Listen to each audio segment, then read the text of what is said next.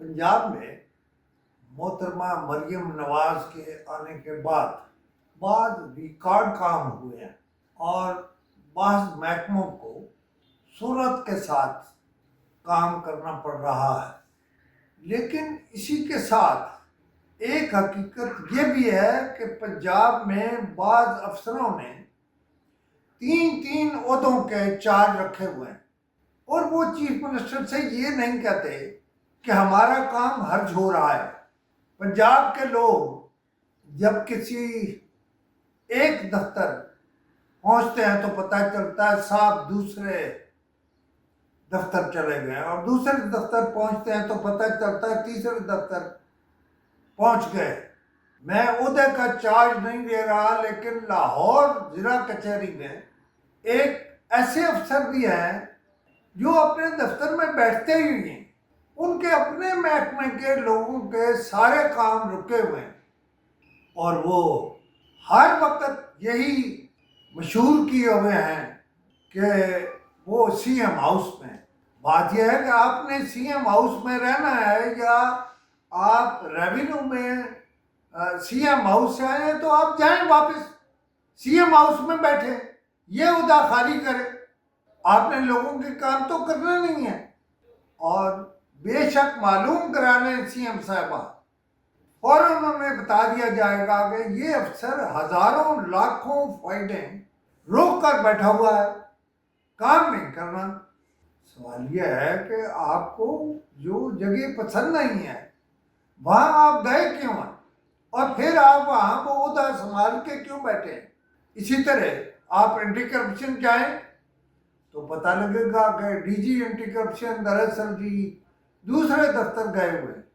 अच्छा, ये पहली दफ़ा इस्तिलाह के तौर पर यानी सीएम हाउस या पीएम हाउस के मुकाबले में इस्तिलाह इस्तेमाल होने लगी है कि camp office.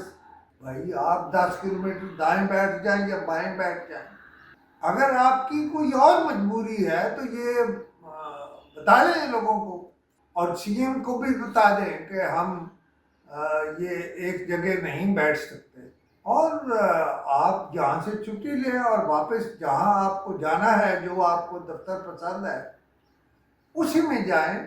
DG anti corruption Punjab के पास कम से कम 3 ओहदे और वो एंटी करप्शन के दफ्तर तो मैंने रिपोर्टर की कोई 1.5 महीना पहले ड्यूटी लगाई कि भाई आप डीजी साहब से मिलें, उनका इंटरव्यू करें, उनसे ये बातें पूछें, लेकिन वो वहाँ अवेलेबल ही नहीं होते। अच्छा, बात यह है कि किसी एक जगह तो काम होना चाहिए था ना, वो नहीं हो रहा है।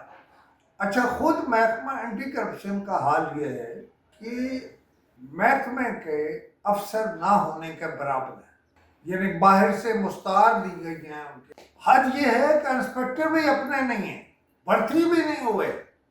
सवाल तो यही है कि जब आप किसी महकमे को खुद चलाना ही नहीं चाहते तो आप क्यों वक्ता डाला हुआ है आपने और क्यों ओहदे कई डाले हुए हैं अपने गले में और तख्तियाँ डाली हुई हैं।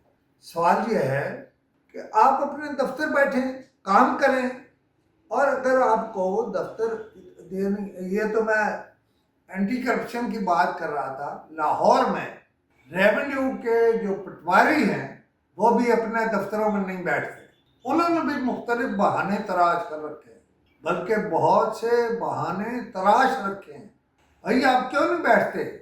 आप रेवेन्यू का अमला है, लोगों को कोई फर्क चाहिए होती है, कोई और चीज़ चाहिए होती है, लेकिन सब के सब ऐसे लगता है सब सियासी भर्तियाँ हैं और सबकी सियासी सिफारिशें हैं, ख़ास तौर पर महकमा रेवेन्यू। अब आ जाते हैं महकमा औकाफ पंजाब।